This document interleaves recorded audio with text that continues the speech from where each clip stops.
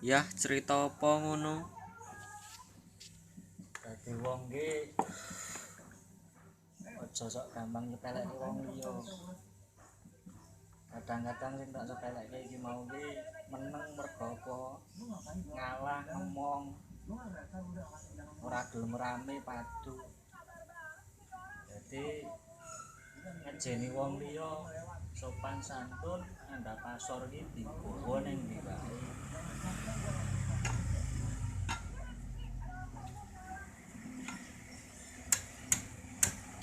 Yah tak silih tasbehe kek baleni.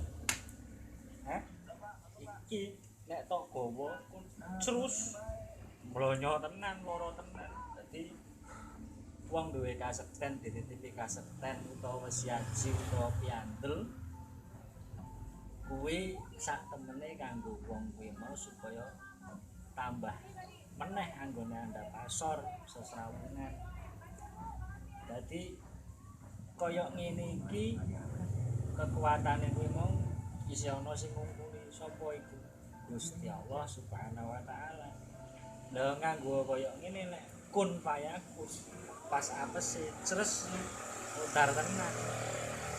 Dadi aja mentang-mentang diwengi kasekten terus tak sia marang wong-wong sing ketoke dianggep remeh. Andhap asor tata krama subasita ngejeni sapadha padane lambarane apa rasa welas asih.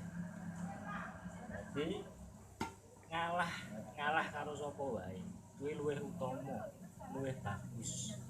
Wong ngalah dhuwur wekasane. Wis ngono wae. Kala wanci kang pinesti sedaya peparingi Gusti salat tingkah munomuni tindak tanduk kang nyawiji linambaran agama